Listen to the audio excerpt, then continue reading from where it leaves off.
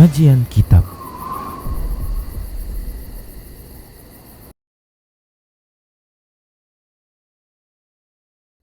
Assalamualaikum warahmatullahi wabarakatuh. Innal hamdalillah nahmaduhu wa nasta'inuhu wa nastaghfiruh wa na'udzu billahi min shururi anfusina wa sayyiati a'malina. Man yahdihillahu fahuwal muhtad wa man yudlil falan tajida lahu waliyyan mursyida. Asyhadu an la ilaha illallah wahdahu la syarika lah wa asyhadu anna Muhammadan abduhu wa rasuluhu alladzi la nabiyya ba'dah. Faqala Allah subhanahu wa ta'ala ya ayyuhalladzina amanu taqullaha haqqa tuqatih wa la tamutunna illa wa antum muslimun. Ya ayyuhalladzina amanu taqullaha wa qulu qawlan sadida yuslih lakum a'malakum wa yaghfir lakum dhunubakum wa may yuti'illaha wa rasulahu faqad faza fawzan 'azima. Ya ayyuhan nasu taqu rabbakumul ladzi khalaqakum min nafsin wahidah wa khalaqa minha zawjaha wa batha minhuma rijalan katsiran wa nisaa'a wattaqullaha alladzi tasaaluna bihi wal arham innallaha kana 'alaikum raqiba. Amma ba'du, nastaqal hadithi kitabullah wa khairal hadi hadi Muhammad sallallahu alaihi wasallam wa syarrul umur muhdatsatuha wa kullu muhdatsatin bid'ah wa kullu bid'atin dhalalah wa kullu dhalalatin finnar. Ikhwati wa akhwat rahimani Allah wa iyyakum. Kita sampai pada hadis ataupun pada bab silaturahmi, bab menyambung tali silaturahmi.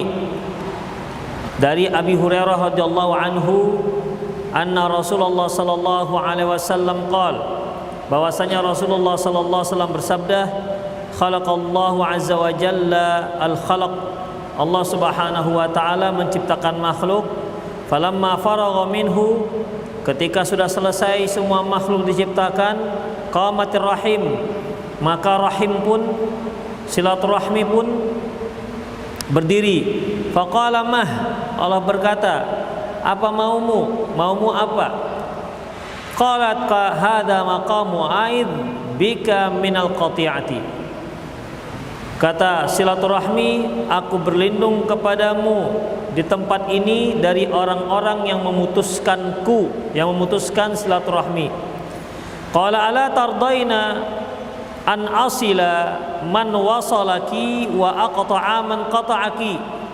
Apakah kamu ridho kalau aku menyambung hubunganku dengan orang yang menyambungmu dan aku putuskan hubunganku dengan orang yang memutuskanmu? Qalat bala ya Rabb, kata silaturahmi, tentu ya Allah, saya ridho. Qala fadzalika laki, fadzalika laki, itu semua untukmu. Ini hafidin hadis Rasulullah sallallahu alaihi wasallam yang menceritakan bagaimana silaturahmi itu memohon kepada Allah Subhanahu wa taala untuk menghukum orang-orang yang memutuskannya dan memberikan ganjaran kepada orang-orang yang menyambungnya. Di sini juga Allah Subhanahu wa taala memperlihatkan kekuasaannya, bagaimana silaturahmi itu bisa bicara, bahkan bisa berdiri, ya, berdiri dan berbicara. Dan untuk menjadikan itu semua tidaklah sulit bagi Allah Subhanahu wa taala, sebagaimana Allah menyembelih kematian nanti di hari kiamat antara surga dan neraka.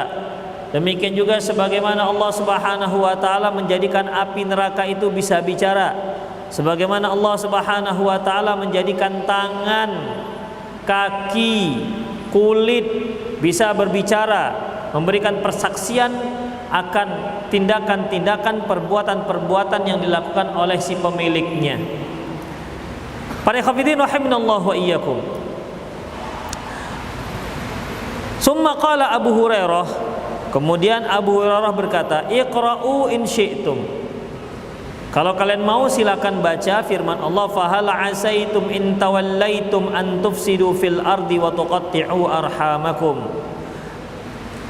Bisa saja apabila kalian berpaling lantas kalian membuat kerusakan di muka bumi, wa tuqatti'u arhamakum, dan memutuskan tali rahim kalian. Di sini ada dua makna, yaitu yang pertama, wa in aradtum 'anil qubul, wa in aradtum 'anil qabul, apabila kalian tak menerima, maka kalian akan muncul satu sifat dari kalian, yaitu membuat kerusakan di muka bumi dan memutuskan tali rahim kalian. Makna yang lain yaitu fahal asaitum in tawallaitum, seandainya apabila kalian tawallaitum, kalian menerima jabatan tersebut, menerima kepemimpinan tersebut, antufsidu fil ard, akibatnya kalian akan membuat kerusakan di muka bumi, wa tuqatti'u arhamakum, dan memutuskan tali rahim kalian. Intinya di sini ikhwatiddin adalah terkait dengan ujung ayat yang dibacakan oleh Abu Hurairah, wa tuqatti'u arhamakum, di mana dibarengkan dengan firman Allah, wa tufsidu fil ard, merusak, membuat kerusakan di muka bumi, dan memutuskan tali silaturahmi. Ini sudah kita bahas pada kajian lalu. Babu fadli silaturahmi, bab keutamaan silaturahmi. An Abi Hurairah radhiyallahu anhu qala, dari Abi Hurairah radhiyallahu anhu qala, dia berkata, ata rajulun nabiyya sallallahu alaihi wasallam faqal, bahwasanya seorang laki-laki mendatangi Nabi sallallahu alaihi wasallam dan berkata, ya Rasulullah, wahai Rasulullah, inna li qarabatan asiluhum wa yaqta'uni. Ya Rasulullah, sesungguhnya aku punya kerabat, aku memiliki kerabat, asiluhum wa yaqta'uni, aku menyambung hubunganku dengan dia, dengan mereka, tapi malah mereka membalasnya dengan memutuskan hubungan denganku. Wa uhsinu ilaihim wa yusi'una ilayya, aku berbuat baik kepada mereka, tapi malah mereka berbuat buruk terhadapku. Wa yajhaluna alayya wa yajhaluna alayya, mereka juga mengucapkan ucapan-ucapan buruk terhadapku. Wa ahlumu ala anhum, sementara aku tetap menjaga sikap kepada mereka. Qal, beliau mengatakan, la in kana kama taqul, seandainya memang benar apa yang kamu katakan, artinya mereka berbuat buruk, kamu balas dengan kebaikan, kamu menyambungnya tapi mereka malah memutuskan hubungan, mereka mencercamu, kamu tetap bersikap baik dengan mereka. Kalau benar apa yang kamu katakan, ka'annama tusifuhumul malla, berarti kamu itu sedang menyerakkan tanah panas di atas kepala mereka.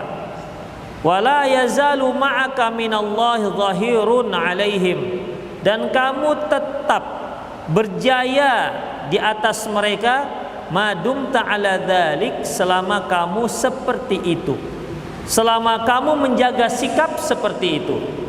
Ikhwati fillah rahimanallahu wa iyyakum. Dalam hadis ini ada beberapa faidah yang bisa kita simpulkan. Yang pertama yaitu sahabat ini datang kepada Rasulullah mempertanyakan tentang tingkah kerabatnya, ya, tingkah kerabatnya. Bagaimana cara memperbaiki tingkah pola kerabatnya yang tidak baik. Karena di saat dia melakukan hubungan, dia hubungkan tali rahimnya, malah mereka memutuskan. Artinya ikhwatiddin, apabila kita punya masalah dengan kerabat kita, dengan keluarga kita, dengan sanak famili kita, atau bahkan dengan istri dan anak-anak kita, sementara kita bingung bagaimana cara menyelesaikan permasalahan tersebut, maka disunnahkan untuk bertanya kepada orang yang alim, orang yang mengerti. Ini termasuk dalam firman Allah Subhanahu wa taala, fas'alu ahla dzikri in kuntum la ta'lamun. Tanya kepada orang yang alim, yang mengerti apabila kalian tidak mengetahui. Karena tentunya ikhwafiddin, ya, diharapkan dari mereka yaitu solusi.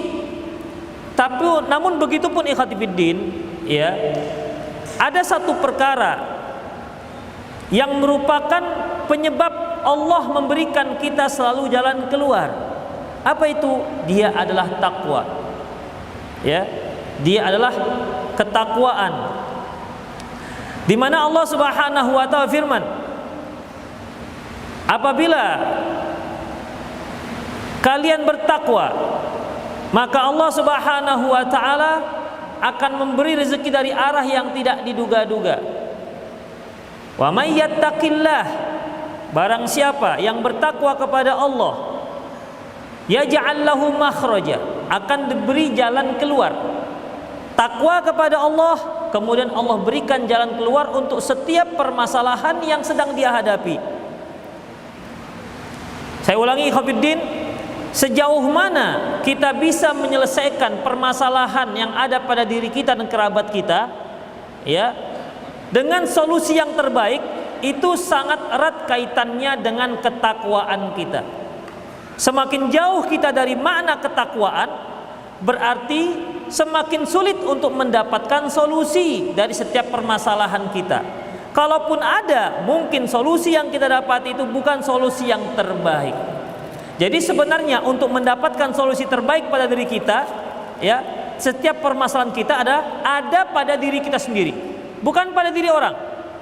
Diri orang itu nomor 2, tempat kita konsultasi, tempat kita bertukar pikiran. Namun pada intinya adalah kitanya, ya, itu merupakan syarat agar kita mendapatkan solusi permasalahan kita dengan tepat.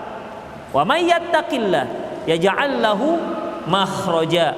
Barang siapa yang bertakwa kepada Allah, maka Allah akan memberi dia jalan keluar. Tapi kalau ada permasalahan pada dirinya, maka yang pertama yang dia lakukan adalah al-muhasabah. Dia harus introspeksi diri. Apa ya salah saya? Apa dosa saya? Banyak istighfar kepada Allah Subhanahu wa taala. Seorang suami mendapatkan istri yang suka melawan, membangkang. Yang pertama disalahkan bukan istrinya, tapi yang pertama adalah dirinya sendiri. Mengapa Allah Subhanahu wa taala memberi saya seperti ini? Mungkin dikarenakan kesalahan saya. Makanya Sufyan Ats-Tsauri pernah mengatakan bahwasanya apabila saya berbuat maksiat, maka hal itu akan berdampak buruk pada istri dan kendaraan. Jadi kalau antum punya kendaraan asik mogok aja bawaannya, tuh banyak maksiat itu. Kalau punya istri, melawan saja bawaannya. Yang pertama introspeksi harus yaitu para suami. Itu ikhwatiddin. Baru kemudian kita konsultasi kepada orang lain. Wadkur fas'alu ahla dzikri in kuntum la ta'lamun. Tanya orang yang tahu, ahlul ilmi, apabila kalian tidak mengetahuinya. Ini termasuk laki-laki ini bertanya kepada Rasulullah. Dia bingung ini bagaimana cara menghadapinya. Dia sudah bersikap baik tapi malah kerabatnya, ya, kerabatnya bersikap buruk. Dan ini masalah itu terjadi ikhwatiddin. Tidak hanya pada zaman Rasulullah, pada zaman sekarang juga ada. Mungkin permasalahan antara anak dan orang tua. Ustadz, saya sudah bersikap baik pada orang tua, tapi orang tua selalu saja menyindir, selalu saja mendiskreditkan saya. Bisa. Atau antara menantu dan mertua. Misalnya mertuanya tidak cocok dengan menantunya karena mungkin bukan pilihannya. Menantu sudah berupaya untuk mengambil hati mertua, tapi mertua tak peduli, tetap dia balas dengan keburukan, dengan cercaan, dengan sindiran. Jadi bagaimana ikhwatiddin rahimani Allah wa iyyakum dalam masalah seperti ini? Maka perlu ditanyakan kepada orang yang bijak, ya, ditanyakan kepada orang yang bijak, bukan kepada orang-orang yang tidak mengerti tentang permasalahan. Kemudian ikhwatiddin, yang kedua yang bisa kita ambil faedahnya dari hadis ini, membalas membalas keburukan dengan kebaikan. Membalas keburukan dengan kebaikan. Memang ikhwatiddin, apabila seorang menzalimi, maka dia boleh membalas dengan kezaliman yang sama. Ya. Kenapa?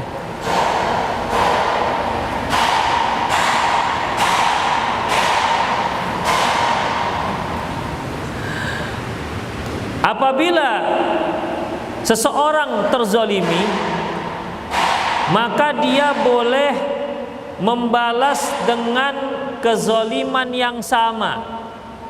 Dasarnya, famani i'tada 'alaikum fa'tadu bimithli ma i'tada 'alaikum.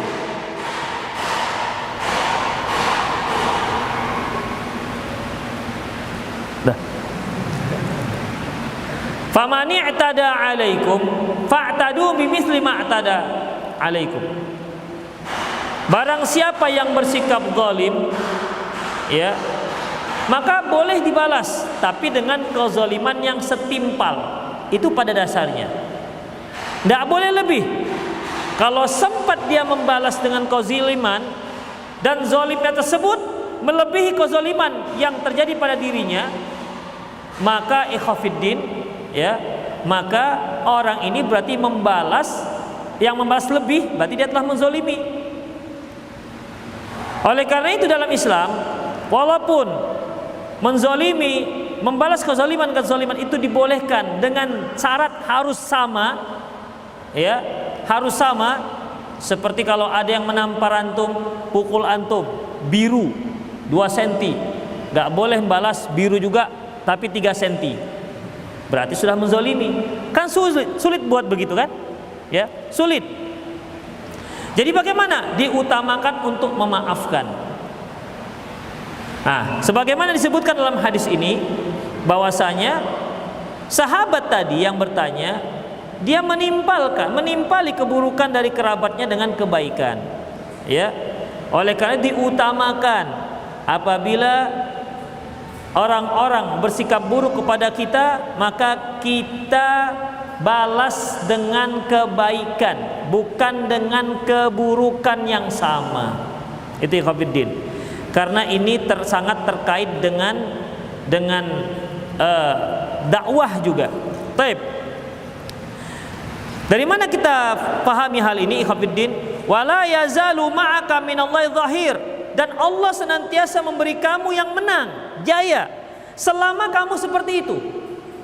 Terkadang kita berdakwah selalu difitnah, jangan balik menfitnah. Ya, bertahan, sabar di atas syariat Allah, maka kita akan senantiasa jaya. Yakinlah ikhwatiddin.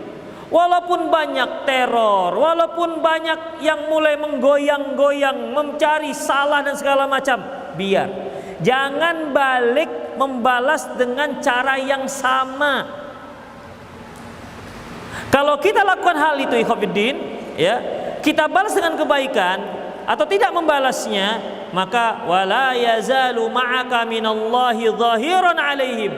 Allah akan senantiasa memberikan kejayaan kepada kalian.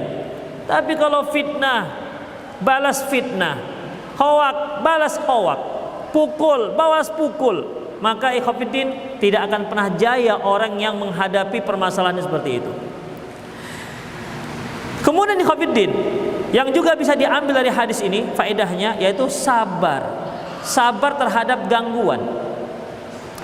Ikhwatiddin rahimani Allah wa iyyakum, perlu kita ketahui bahwasanya kita hidup di dunia ini adalah hidup bersama makhluk Allah yang lain. Dan kita adalah makhluk sosial, di mana kita membutuhkan orang lain. Dan Allah Subhanahu wa taala menyebutkan, waja'alna ba'dakum li ba'din fitnatan atasbirun. Kami jadikan sebahagian kalian sebagai ujian bagi sebahagian yang lain. Untuk apa? Atasbirun. agar Allah mengetahui ini orang sabar apa tidak. Kalau dia mampu sabar dalam menghadapi hal ini, maka Allah Subhanahu wa taala mengatakan, "Innama yuwaffas sabiruna ajrahum bighairi hisab." Allah memberi pahala orang-orang yang sabar dengan tanpa batas. Dihafiddin. Ya. Jadi dalam masalah ini, ya, orang-orang yang ada di sekitar kita itu semuanya merupakan cobaan. Mereka cobaan bagi kita, kita cobaan bagi mereka. Antum cobaan bagi saya cobaan bagi antum.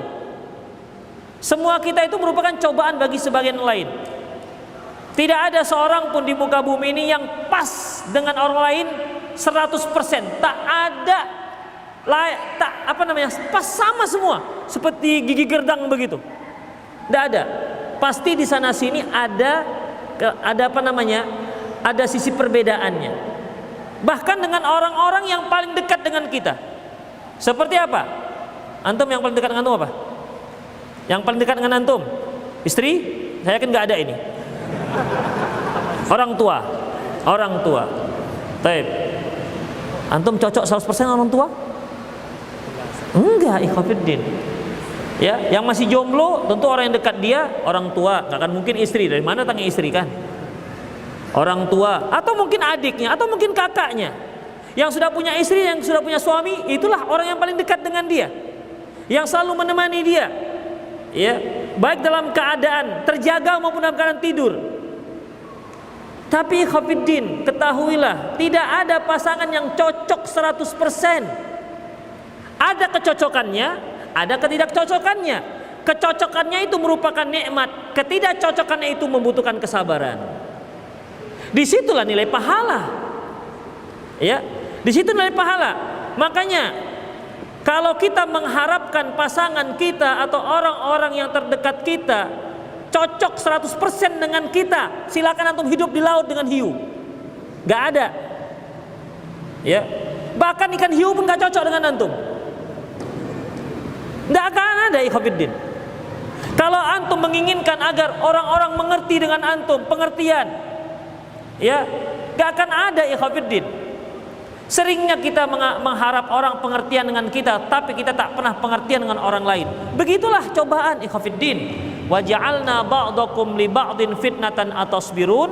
Kami jadikan sebahagian kalian sebagai ujian bagi sebahagian kalian yang lainnya. Atasbirun, apakah sabar atau tidak? Itulah ikhwatiddin rahimanallahu wa iyyakum. Kawan karib sekali insyaallah. Misalnya, karib mungkin sudah seperti Khalil, ya. Ketahuilah ikhwatiddin, takkan ada cocok 100%. Di sana sini pasti ada ketidakcocokannya. Oleh karena itu, ikhwatiddin, ketika kita hidup di muka bumi, disitulah merupakan cobaan, ujian, dan sangat dibutuhkan kesabaran. Orang yang tidak sabar gak akan bisa dia hidup di muka bumi ini. Yakinlah, orang yang semakin sedikit kesabarannya, maka semakin gelisah dia hidup di muka bumi ini. Tapi semakin tebal kesabarannya, semakin lapang dadanya, maka semakin mudah dia hidup di muka bumi ini, dan semakin mudah dia masuk ke dalam surga. Tidakkah antum mengingat kisah seorang sahabat, ya, di saat Rasulullah sallallahu alaihi wasallam,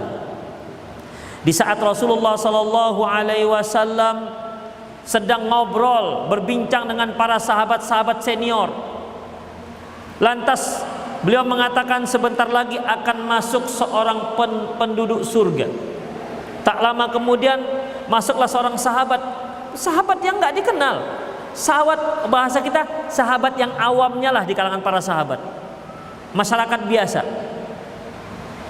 Hari esoknya begitu lagi, sebentar lagi akan masuk seorang penduduk surga. Ternyata yang masuk dia lagi, sampai 3 kali. Bayangkan, sampai 3 kali. Hingga Abdullah bin Amr bin As merasa heran, apa amalan orang ini sampai seperti itu? Dia bukan selevel Abu Bakar, bukan selevel Umar, bukan juga selevel sahabat-sahabat fakih yang lainnya. Tapi mengapa Rasulullah katakan dia penduduk surga? Maka sahabat ini pun berpura-pura ingin nginap di rumah sahabat yang dikatakan Rasulullah masuk surga tadi. Dilihat-lihat ternyata amalannya pun biasa-biasa saja. Tahajud pun enggak. Ya. Bukan tahajud mulai dari pada isya sampai subuh. Bangun dia tengah malam, zikir, istighfar, tidur lagi. Hingga 3 hari Abdullah bin Amr menceritakan tujuan dia untuk menyelidiki apa sih amalan istimewanya orang ini. Kata sahabat tadi, ya kamu lihat, tidak ada istimewanya, biasa-biasa saja. Oh begitu, mudahlah masuk surga kalau gitu. Setelah Abdullah bin Amr bin As tadi pulang, dipanggil lagi. Hanya satu saja, saya itu tidak punya rasa marah, dengki, iri terhadap kaum muslimin yang lain. Mudah memaafkan. Mudah memaafkan. Tidak ada hatinya terkait jengkel, marah dengan siapapun. Apa kata sahabat tadi? Ini yang kami nggak sanggup. Ikhwafiddin, untuk nggak marah dengan orang lain itu gimana caranya? Untuk tidak hasad, untuk tidak dengki, tidak iri, memaafkan kalau dia salah. Masya Allah, ya, ini bukan satu perkara yang mudah, dan itu tidak akan mungkin dilakukan kecuali orang yang punya kesabaran yang luar biasa. Oleh karena itu, ikhwafiddin rahimani Allah wa iyyakum, ya, kita sebagai seorang muslim berupayalah untuk banyak sabar. Sabar. Kemudian Rasulullah juga mengatakan, al-mu'min yukhalitun nas wa yasbir ala adahum khairum minal mu'min la yukhalitun nas wa la yasbir ala adahum. Seorang mukmin, dia berbaur dengan masyarakat dan sabar terhadap gangguan masyarakat jauh lebih baik ketimbang seorang mukmin yang dia nggak mau bergabung dengan masyarakat dan karena dia nggak sabar dengan gangguan. Jadi dia mencari tempat tinggal di kaki Gunung Sinabung, nggak ada siapa-siapa misalnya, nggak mau dia bermasyarakat. Kenapa? Nanti kalau saya bermasyarakat baru tumbuh jenggotku sudah dibilang teroris. Mendingan aku hidup di hutan, tumbuhnya sampai sedada pun nggak ada yang komentari. Mendingan hidup sendiri. Begitu cara berpikirnya. Kata Rasulullah, enggak. Yang terbaik adalah yang sabar dari gangguan, ya, dan tetap bersama masyarakat. Karena memang orang yang seperti ini yang bisa berdakwah, ikhwafiddin. Kalau kita pergi ke hutan sana mau berdakwah siapa? Monyet. Dawangan monyet. Tidak ada fungsinya, ikhwafiddin. Hanya melamatkan diri kita sendiri. Ya. Maka dalam masalah ini apa kata Rasulullah? Ya. Wala yazalu ma'aka minallahi zahiran 'alai ma dumta 'ala dzalik. Engkau senantiasa jaya berhadapan dengan mereka selama kamu seperti itu. Tetap mereka bersikap buruk, balas dengan baik. Begitu. Mereka ucapkan, mereka mencela kamu, balas dengan ucapan-ucapan yang baik. Jangan dicela, jangan dibalas keburukan dengan keburukan. Makanya Allah juga mengatakan idfa' billati hiya ahsan. Balas dengan cara yang baik. Balas dengan cara yang baik. Kemudian ikhwafiddin rahimanallah wa iyyakum, talabun nasr minallah.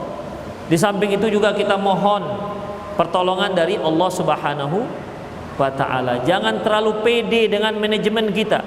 Pede dengan manajemen dakwah, pede dengan program-program dakwah. Jangan. Kita hanya berupaya. Yang memberi taufik dan hidayah hanya Allah Subhanahu wa taala.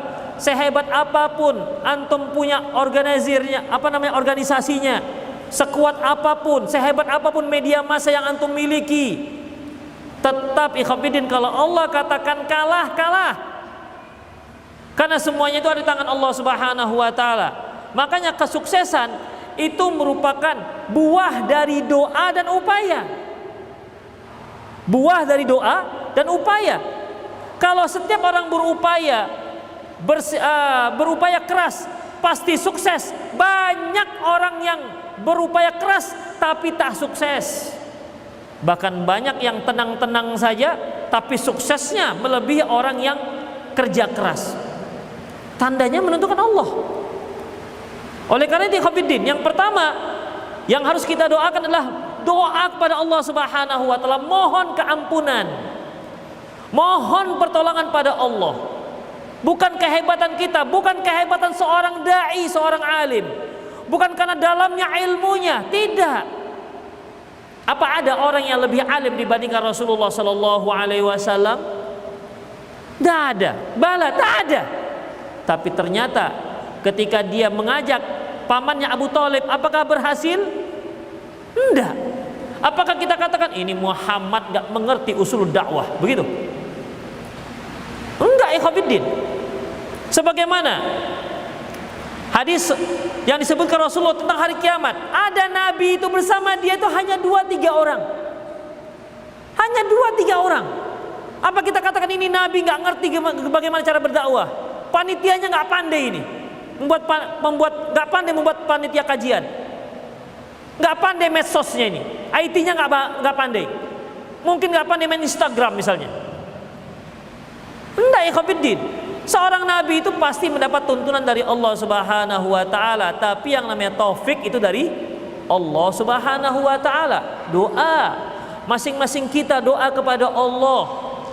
Semoga dakwah tauhid ini menyebar di kota Medan. Ya, menyebar di kota Medan agar tegak tauhid di kota Medan ini, ikhwatiddin. Tegak dakwah salafiyah, dakwah sunnah Rasulullah sallallahu alaihi wasallam. Doakan untuk itu. Ya, karena bagaimanapun pertolongannya itu hanya milik Allah. Banyaknya kita, ikhwatiddin, ini kan udah banyak nih. Ini belum tentu kualitasnya sama. Belum tentu kualitasnya sama. Karena bagaimana, ikhwatiddin? Bukankah Rasulullah pernah katakan, nanti akan datang satu zaman di mana kalian itu seperti makanan yang sedang sedang dikeroyok oleh orang-orang yang makan. Kama tada al-aklatu ala qas'atiha. Sahabat bertanya, amin qillati nahnu yauma idzin ya Rasulullah? Apakah dikarenakan waktu itu kami sangat sedikit ya Rasulullah? La, enggak, bal antum katsirun. Bahkan kalian itu banyak. Walakinnakum gutsa ka gutsa'is sail. Tetapi kalian itu bagikan buih yang ada di atas air banjir. Tak ada kekuatan. Masih kuat lagi rumput masih ada menghunjam, walaupun akarnya serabut menghunjam di tanah. Tapi kalau sudah buih yang ada di atas air, itu tak ada kekuatan sedikit pun. Setenang apapun airnya, selembut apapun airnya, dia tetap bergoyang, tidak punya kekuatan. Kita tidak inginkan itu, ikhwatiddin, rahimani Allah wa iyyakum. Kita inginkan banyak dan berkualitas. Ya, banyak dan berkualitas. Itu yang kita inginkan. Ikhwatiddin rahimanallahu wa iyyakum. Jadi dalam hadis ini Rasulullah sallallahu alaihi wasallam ya memberikan spirit kepada sahabat tadi, kalau kamu tetap seperti itu dan pertahankan seperti itu, kamu akan tetap jaya berhadapan dengan mereka. Ya. Tetap jaya berhadapan dengan mereka. Tidak akan ada satupun yang mampu untuk menumbangkanmu. Ikhwatiddin rahimanallahu wa iyyakum. Hadis berikutnya, an Abdurrahman bin Auf annahu sami'a Rasulullah yaqul, bahwasanya dia pernah mendengar Rasulullah bersabda, qala Allah azza wa jalla, Allah berfirman, ana Rahman, aku adalah Ar-Rahman, wa ana khalaqtu Ar-Rahim, dan aku ciptakan rahim. Jadi silaturahim, ya, rahim itu berasal dari kata Ar-Rahman.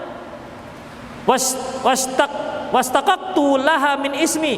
Rahim itu kuambil dari namaku, yaitu Ar-Rahman. Wa man wasalaha wasaltu. Barang siapa yang menyambungnya maka akan aku sambung dengan dia. Artinya aku sambung hubungan dengan dia. Wa man qata'aha batattuhu. Barang siapa yang memutuskannya maka aku akan putuskan juga hubunganku dengan dia. Ini mirip dengan hadis yang lalu, ya, di mana si Rahim mohon kepada Allah, ya, agar dilindungi dari orang-orang yang memutuskan tali silaturahmi. Kemudian Allah mengatakan kepadanya, tidakkah engkau ridho kalau aku sambung terhadap orang yang menyambungmu, dan akan aku putuskan hubunganku dengan dia kalau dia memutuskanmu. Kemudian ikhwatifiddin rahimanallahu wa iyyakum. Selanjutnya hadis dari Abil Ambas qala, dia berkata, dakhaltu ala Abdullah bin Amr fi wahtin. Aku memasuki daerah Abdullah bin Amr, yaitu daerah Wahtin. Faqala, dia berkata, atafalana Nabi sallam isba'ahu. Nabi sallallahu alaihi wasallam atafa, merapatkan untuk kami jari-jarinya. Faqala ar-rahim sajnatun minar rahim. Ar-rahim sajanah. Rahim itu ya sajanah minar rahman. Sajanah itu apa ya? Akar kata daripada rahman. Rahim, sajanah, ya, akar katanya. Mayyasiluha yasiluhu. Jadi Rasulullah atau falan Rasulullah isba'u begini, merapatkan. Jadi seperti tikar begitu. Nah, jadi menganyam lah, atau beginilah ya. Kalau ini syabak namanya. Gini. Menganyamnya. Jadi atau begini, bisa juga, atau begini, ya. Rahman itu anyaman daripada Ar-Rahman, kata Rasulullah. Man yasiluha yasiluhu. Barang siapa yang menyambungnya maka Allah akan sambungkan. Wa man qata'uha yaqta'uhu. Barang siapa yang memutuskannya maka dia akan putuskan. Laha lisanun talikun zalqun yaumul qiyamah. Rahim ini nanti di hari kiamat memiliki lisan yang sangat fasih. Jadi dia akan berbicara sebagaimana Allah Subhanahu wa taala setelah Allah Subhanahu wa taala menciptakan seluruh makhluk, dia juga bisa bicara. Di hari kiamat juga begitu, dan dia akan berbicara dengan pembicaraan yang sangat fasih. Yang terakhir ikhwatiddin, dari Aisyah radhiyallahu anha anna Nabi sallallahu alaihi wasallam bahwasanya Nabi sallallahu alaihi wasallam bersabda, ar-rahimu sajanatun minallah. Rahim itu merupakan sajanah, ya, maksudnya ada tali penghubung dengan Allah Subhanahu wa taala. Man wasalaha wasalahullah. Barang siapa yang menyambungnya maka Allah akan sambung Allah akan sambung hubungan dengan dia. Wa man qata'a qata'ahullah. Dan barang siapa yang memutuskannya maka akan diputuskan oleh Allah Subhanahu wa taala. Jadi intinya ikhwatiddin, pada bab ini Rasulullah sallallahu alaihi wasallam ingin mengingatkan kepada kita, kalau Anda mau erat hubungan Anda dengan Allah Subhanahu wa taala, maka sambunglah tali silaturahmi Anda. Tapi kalau Anda termasuk orang yang suka memutus tali silaturahmi, mungkin dikarenakan pertengkaran atau apalah yang terjadi, sehingga dia putus hubungan dia dengan kakaknya, dia putus hubungan dengan abangnya, dengan orang tuanya, dengan anaknya, ya, maka ketahuilah Allah juga akan putuskan hubungan dengan Anda. Itu ikhwatiddin. Dan tidak ada kenikmatan yang terbesar melebihi kita tetap punya hubungan kuat dengan Allah Subhanahu wa taala. Seorang kalau sudah punya hubungan kuat dengan Allah ikhwatiddin, maka apa yang dia lakukan akan senantiasa terpimpin oleh Allah Subhanahu wa taala. Dia senantiasa dalam menjalani kehidupannya tetap sesuai dengan sunnah dan syariat Allah Subhanahu wa taala. Kenapa? Dia punya hubungan kuat dengan Allah Subhanahu wa taala. Ini yang disebutkan Rasulullah, apabila dia melihat, ya, dia melihat dengan penglihatanku. Kalau dia berjalan dengan kakiku. Dia memegang dengan tanganku, bukan dengan tangannya Allah. Artinya dia melihat dengan penglihatan Allah.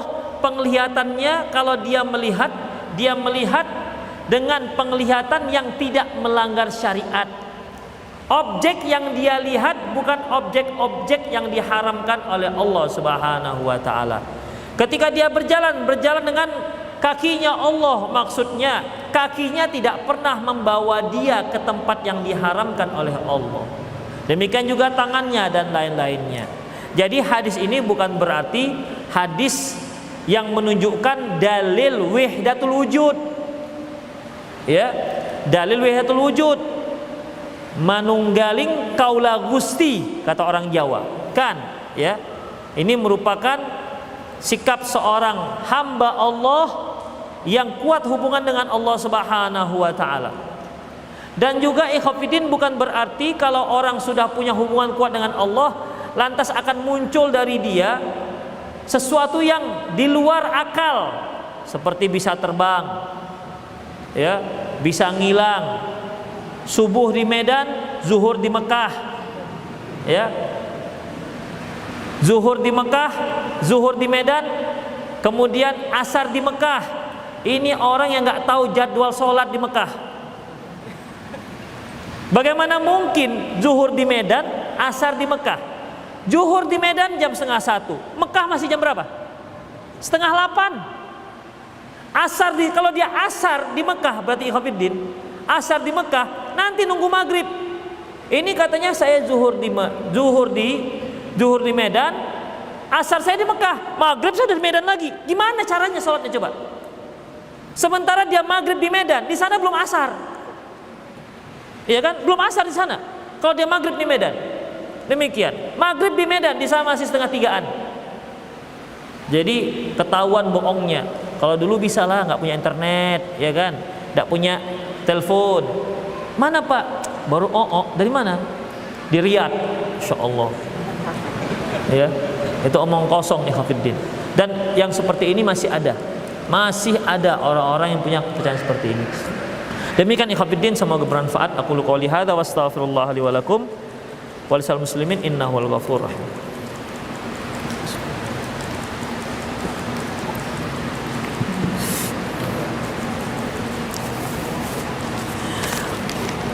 Ustadz, apakah hukum mengadzankan bayi yang baru lahir? Hadisnya dhaif. Ya, memang Syekh Muhammad Nasir Albani mendhaifkan hadis ini. Memang pada awalnya beliau mensahihkan, namun terakhir beliau dhaifkan hadis ini. Jadi bagaimana Ustadz kalau kita nggak azankan? Apa yang kita lakukan? Doakan sebagaimana yang dilakukan oleh ibunya Maryam, ya, sebagaimana dilakukan oleh ibunya Maryam. Siapa ibunya Maryam? Siapa? Ibunya Maryam yang maknya, ya. Apa kata ibunya Maryam ketika Maryam lahir? Rabbi inni nadartu falamma wada'atha, ketika ibunya Maryam melahirkan Maryam, qalat rabbi inni wada'tuha untha, ya Allah, sesungguhnya aku melahirkan seorang perempuan. Wallahu a'lamu bima wada'at, dan Allah itu lebih tahu tentang apa yang dilahirkan ibunya Maryam. Walaysa dzakaru kal unsa, dan tentunya tidak sama laki-laki dengan perempuan. Wa inni samaituha Maryam, dan aku namakan dia Maryam. Wa inni u'idzuha bika wa dzurriyyataha minasyaitonir rajim. Aku mohon perlindunganmu, ya, dia dan cucunya dan anak cucunya dari setan yang terkutuk. Itu doanya ikhwatiddin. Mohon ya Allah, lindungilah anak saya ini, bayi saya, dan keturunan dari setan yang terkutuk. Itu doanya sebagaimana yang disebutkan oleh ibunya Maryam, ya, oleh ibunya Maryam. Dan di situ juga disebutkan wa inni samaituha Maryam, aku namakan dia Maryam. Seperti Syekh Mustafa Al-Adawi mengatakan bahwasanya bagi yang tidak punya kemampuan untuk kekah, maka sudah boleh memberikan nama anaknya di hari anaknya lahir, seperti yang dilakukan oleh ibunya Maryam. Wa inni samaituha Maryam, itu waktu dia lahir. Setelah dia lahir, dan aku namakan dia Maryam, ya, bagi yang tidak mengkekahkan anaknya, merasa tidak mampu untuk mengkekahkan, langsung beri nama ketika dia lahir.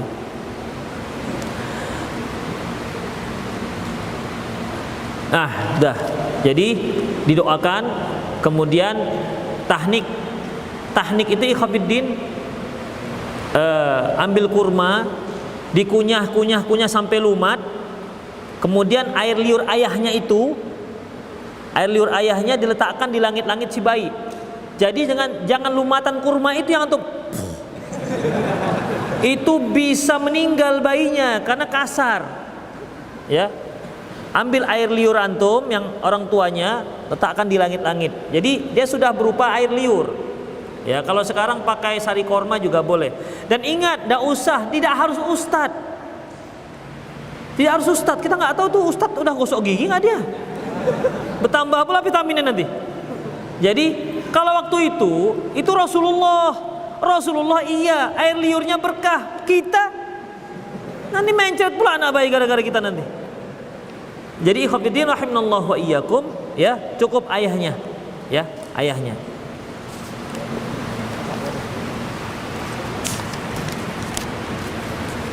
Ustadz, saya mau bertanya, jika dulu saya pernah berzina, lalu sekarang sudah bertobat, apakah dosa saya terampuni? Apa kata Rasulullah SAW dalam sebuah hadis qudsi? Wahai hambaku, seandainya engkau datang kepadaku dengan membawa dosa sepenuh langit dan bumi, kemudian engkau tobat, akan aku ampuni semuanya dan aku tak peduli, kata Allah. Wala ubahli, aku ampuni semua.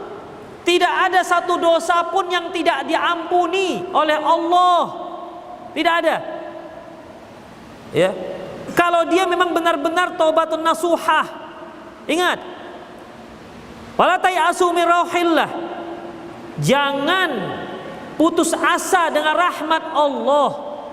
Allah sudah sebutkan, sesungguhnya rahmatku sudah mendahului kemarahanku. Oleh karena itu ikhwatiddin, ya, yang ingin bertobat segera bertobat, jangan malu-malu. Dosa saya banyak sekali Ustaz, sebanyak apapun dosa antum, segera tobat kepada Allah Subhanahu wa taala. Kalaupun ada bisikan-bisikan nanti itu setan. Karena setan yang tak ingin antum itu bertobat. Setan yang tak ingin kita itu bertobat. Kenapa? Dia sudah goda kita bertahun-tahun lamanya, bahkan puluhan tahun. Ini bisa hapus dengan tobat.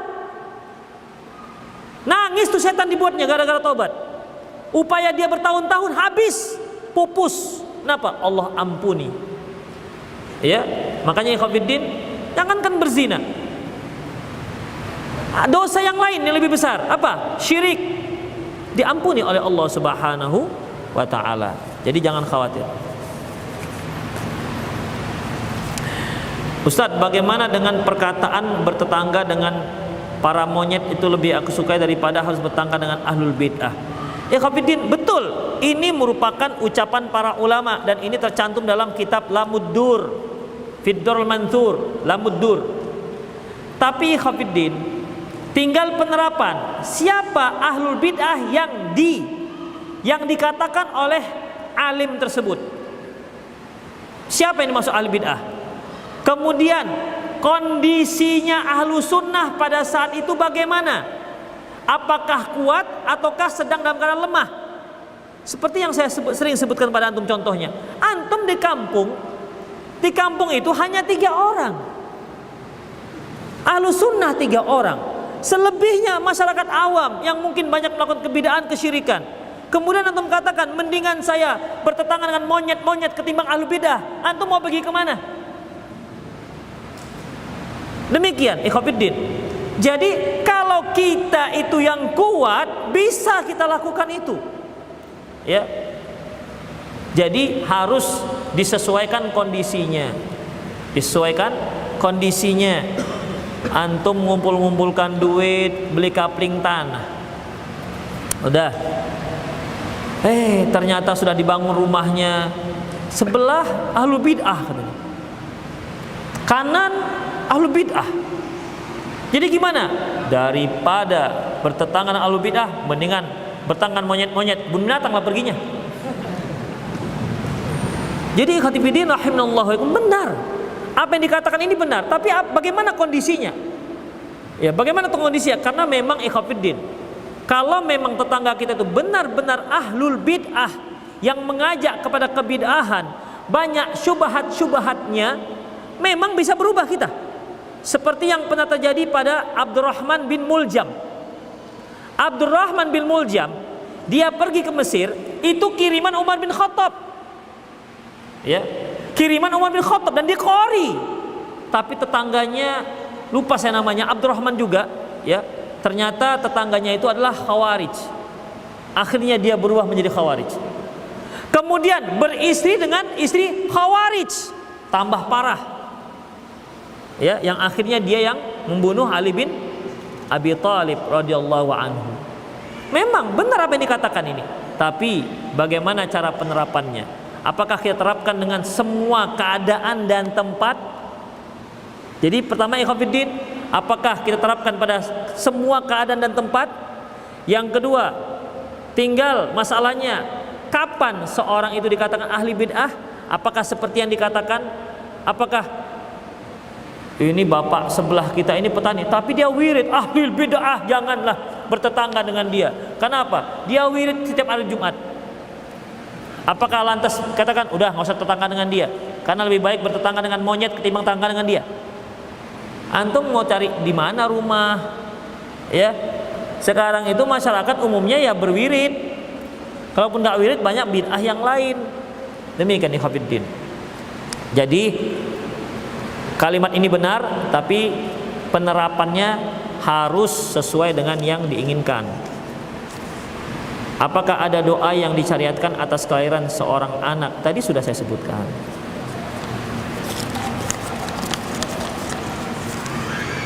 Apa hukumnya investasi dalam bentuk saham, di mana saham ini keuntungannya dari bagi hasil? Ikhwatiddin, prinsipnya cuma satu mengenai nanam saham yang bagi hasil atau mudharabah, loss and profit. Kalau keuntungan tersebut yang dibagian adalah keuntungan, udah banyak untungnya, banyaklah dia dapat. Sedikit untungnya, sedikit dia dapat. Rugi, maka rugi bersama. Itulah yang namanya prinsip mudharabah, nanam saham, nanam modal. Ya. Kalau ada yang mengatakan, "Pak, Bapak, kami harapkan nanamkan saham di sini. Pokoknya setiap satu item yang laku, maka Bapak dapat sekian." Ini salah satu cara perdagangan yang tidak dibenarkan. Tapi yang laku, yang nggak laku gimana? Siapa yang nanggung? Yang tidak laku siapa yang nanggung? Makanya baik yang laku maupun yang tidak laku itu ditanggung oleh si penanam saham. Itu ikhwatiddin. Ada untung dan ada buntungnya. Jadi mengapa dia berhak mendapat keuntungan? Karena dia juga mendapatkan resiko rugi. Itu ikhwatiddin. Apakah memakai celana jeans di depan suami termasuk dalam perkara yang dilarang karena memakai pakaian yang menyerupai kaum laki-laki? Ikhwatiddin, sekarang saya tanya pada antum, beda enggak model celana jeans perempuan dengan celana jeans laki-laki? Hah? Coba, yang pernah pengalaman pakai jeans, beda? Akhi itu mengatakan beda. Udah, jeans perempuan beda dengan jeans laki-laki. Jadi kalau yang dia pakai adalah celana jeans perempuan, silahkan dia pakai di hadapan suaminya. Suaminya, bukan suami orang, suaminya. Silahkan, tak masalah. Ya, apalagi kalau suaminya suka, "Dik, pakailah jeans itu, Dik. Suka kali abang lihatnya, udah pakailah." Ya, pakai. Tapi jangan sampai ke tetangga ya beginya. Hanya di hadapan sang suami. Seorang istri misalnya, dia pakai rok mini di hadapan suaminya, boleh silahkan. Dia pakai pakaian yang terawang-terawang begitu, antara iya dan tidak misalnya. Udah, silakan boleh. Ya, silakan boleh. Jadi janganlah seorang akhwat itu di hadapan suaminya pakai cadar. Mau tidur pakai cadar. Terkadang ada yang seperti itu ikhwatiddin. Ya. Jadi setelah dia menikah, masih malu dia buka jilbabnya di hadapan suaminya. Yang begitu, kalau yang nggak biasa pacaran begitu ikhwatiddin. Jadi ketika bertemu dengan suaminya masih pakai jilbab. Ya suamilah pandai-pandai, buka jilbabnya pelan-pelan. Gitu, jangan dijambak. Jangan, pelan-pelan dibuka, Dek. Jangan pakai jilbab lah, Dek. Gitu ikhwatiddin. Antum lah yang pandai lah itu.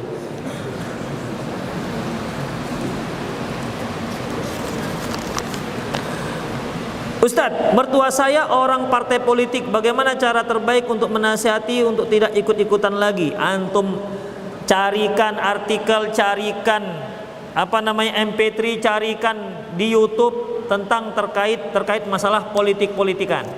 Kasihkan ke dia.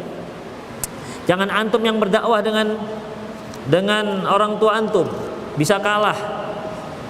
Pak Ustadz, ini dulu lah. Ya. Hah? Nanti aja lah, habis waktu kita nanti. Ana punya teman, alhamdulillah dia baru hijrah, tapi ibundanya melarang dia pakai jilbab panjang-panjang karena ibunya itu adalah ibu angkat. Apakah boleh menghiraukan perkataan ibunya? Ikhwafiddin, yang dikatakan ibu itu adalah ibu kandung. Ibu angkat bukan ibu.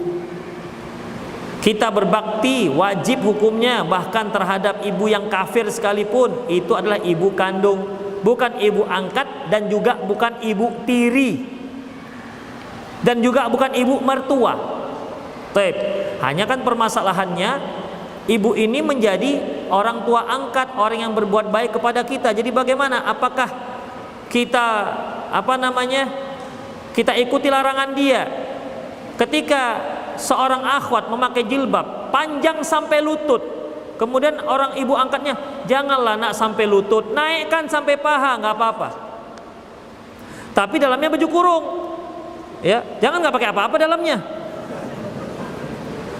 Udah, nah angkat lagi ya sudah sampai pinggul, kan masih tertutup, baju kurungnya lebar dibuat, ya. Masih nak, oke, di atas pinggang silahkan, tapi bajunya masih baju yang lebar, jangan udah berpinggang bajunya. Kadang-kadang akhwat itu dia pakai rose circle begitu, lebar bawahnya, jadi dia kalau mau mutar tuh seperti kembang begitu, bulat dan berpinggang. Sekarang kan pakaian akhwat ini walaupun lebar, banyak sekali aksesorisnya, rimpel-rimpelnya lah, kembang-kembangnya lah, jilbabnya bisa bersayap kiri, bersayap kanan, ya. Demikian ikhwatiddin. Namanya juga yang merancang itu artis yang baru hijrah. Jadi bagaimana? Kalau dia berpinggang, nggak boleh dia lebih daripada pinggangnya. Nggak boleh lebih daripada pinggangnya. Dia harus di bawah pinggul. Tapi kalau lebar juga ya sudahlah. Sesiku silahkan, nggak apa-apa. Tapi catatan apa? Bajunya lebar, fatfadoh. Ya, berkibar-kibar.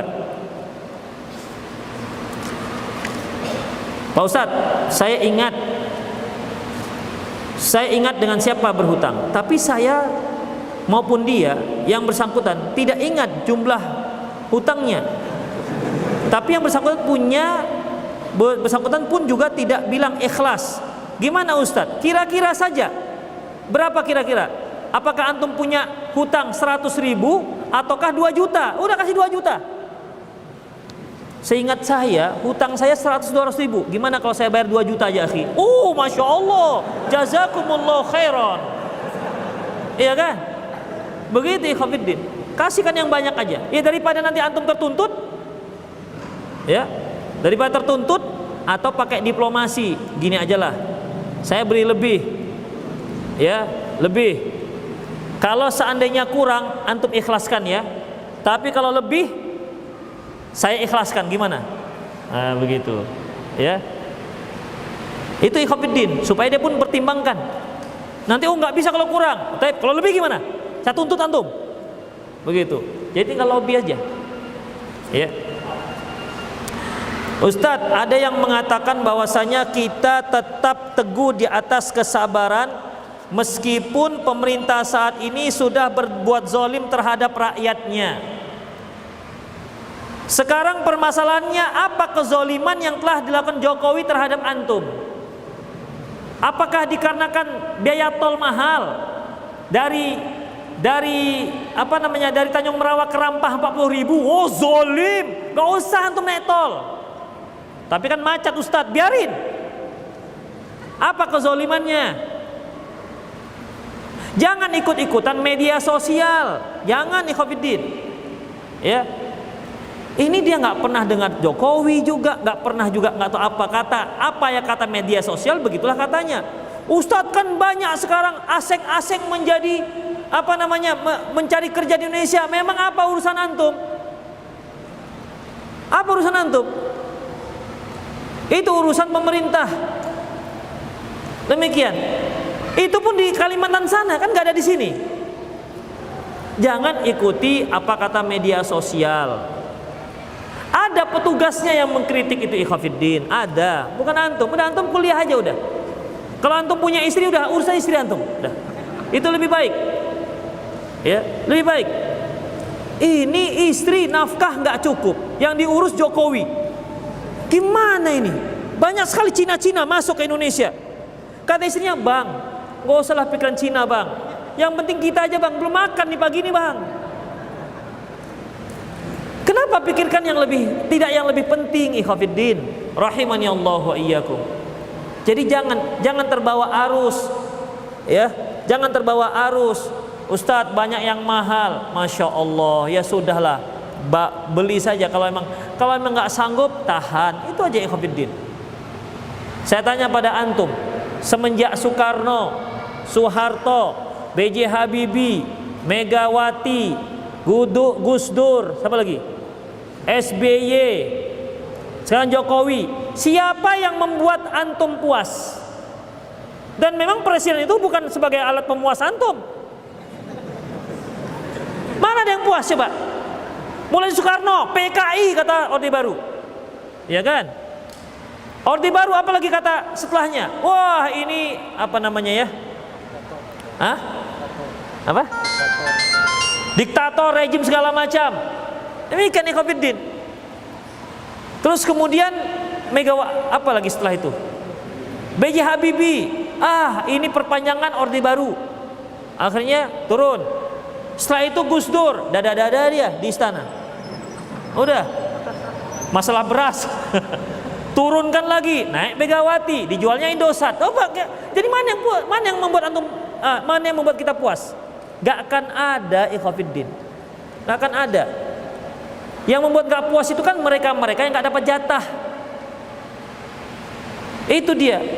Dia yang naik baru puas. Siapa yang membuat kita puas? Makanya sudahlah. La yambagil mu'min ayyudhilla nafsahu. Tak layak bagi seorang mukmin membebankan pada dirinya sesuatu yang gak mampu dia lakukan. Bihasbi di antara salah satu tanda kebaikan Islam seorang, tarkuhu ma la ya'ni min husnil islamil mar'i. Di antara tanda-tanda baiknya Islam seorang, tarkuhu ma la ya'ni, dia meninggalkan hal-hal yang enggak penting bagi dia, ikhwatiddin. Banyak sekali permasalahan seputar kita tuh yang harus kita selesaikan. Ya. Sementara udah yang namanya level nasional, udahlah biar mereka yang menyelesaikan. Ya. Jadi sekali lagi yang bertanya merasa terzalimi, coba introspeksi kita, kira-kira apa yang telah kezaliman yang telah sampai kepada antum. Coba pikir-pikir, apa kezalimannya?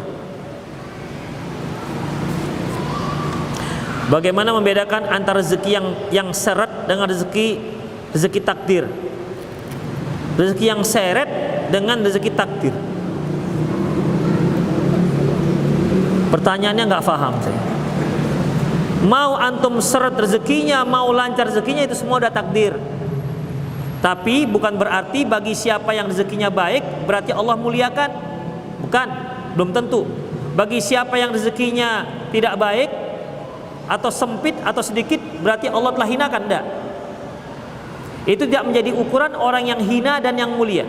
Fa ammal insanu idza mabtalahu fa akramahu wa na'ama fa yaqul rabbi akraman. Adapun manusia apabila Allah mudahkan rezekinya, dia katakan Allah telah memuliakanku. Wa amma idza mabtalahu, kalau Allah coba dia, faqadara alai rizqah, Allah sempitkan rezekinya, fa yaqul rabbi ahanan, dia katakan Allah telah menghinakanku. Tidak, belum tentu. Ya, belum tentu. Apakah kita tetap tunggu di atas kesabaran? Ustadz, suami saya sangat berbakti kepada ibunya. Bolehkah saya juga berbakti dan menyayangi ibunya? Masya Allah. Ya harus demikian. Jangan, bang, itu mama abang ya, bukan mama aku.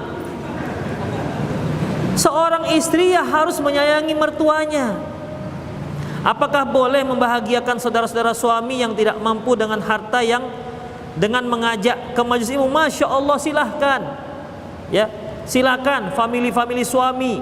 Ini merupakan seorang wanita yang solehah, masya Allah kalau sampai seperti ini. Ya, silahkan. Tetapi jangan sampai berduaan dengan iparnya. Rasulullah mengatakan alhamul maut, ipar-iparan itu kematian. Jadi jangan dia berboncengan dengan iparnya yang bukan mahram. Demikian. Ayo dek yuk. Atau suaminya punya abang. Ayo bang, biar awak bonceng bang. Kita ngaji ke masjid dakwah. Abang pegang ya, kuat-kuat ya, nanti jatuh. Ya, ya jelas nggak boleh orang abang iparnya itu bukan mahram. Banyak sekali persoalan. Ustaz, pasangan saya adalah seorang janda yang punya anak saat ini bersekolah di pondok. Ya, barakallahu fiik. Memang sekarang banyak janda yang harus diselamatkan. Betul, serius. Bagi antum yang memang sudah bisa masang kodam 2 gitu kira-kira untuk berpoligami, silahkan. Ya, kalau dia mau. Tapi setiap anak sudah pulang sebulan ke rumah, maka si istri selalu bersama anaknya tersebut sepanjang hari, dari bangun tidur sampai tidur malam pun juga bersama anaknya itu. Dan saya diabaikan seperti tidak berarti baginya. Woi, curhat rupanya. Iya. Ikhwafiddin, tidak ada masalah kecuali bisa diselesaikan dengan komunikasi. Bilanglah, jangan diam-diam saja. Anaknya aja yang diurus dalam hati, tapi dia nggak bisa ngomong. Bilanglah, omongkan, dek, abang kan suamimu, kasihlah perhatian sedikit, begitulah kira-kira. Ya, janganlah anakmu saja yang diurus. Intinya antum harus komunikasi, Hafiddin. Atau mungkin ini suami nggak kerja, dia yang memberi nafkah, dia istrinya yang janda itu, makanya nggak berani protes. Jadi bang, aku harus perhatikan abang. Ya silakanlah bang, abang keluar dari rumah saya. Mungkin begitu. Maka dia nggak berani. Atau dia tinggal di rumah mertua mungkin. Ya. Jadi Hafiddin, kita sebagai suami jaga wibawa. Kita yang menafkahi istri. Walaupun dia orang kaya. Dek, pegang duitmu. Kamu abang yang ngasih makan. Gitu. Jangan, dek, ini duit abang. Abang makan sendiri. Kamu kan punya duit. Jangan. Jangan nih Hafiddin, hilang wibawa kita. Sekaya apapun itu duitmu, kamu abang yang jamin. Begitu ya Hafiddin. Jadi mantap. Ya, beribawa suami itu.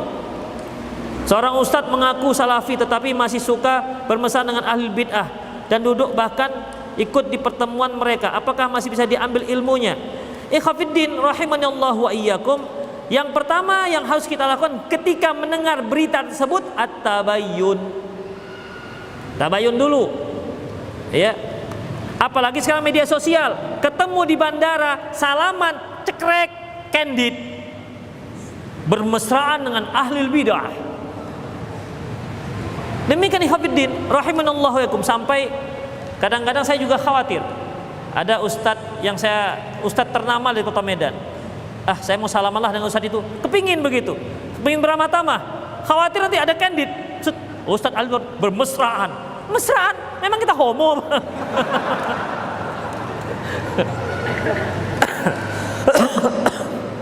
Ya, jadi Hafiddin harus tabayun.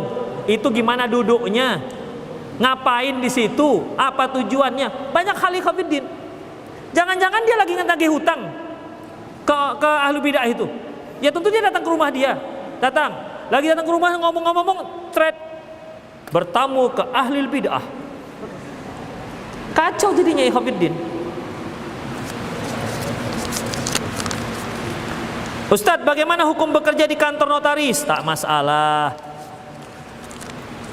Panjang kali.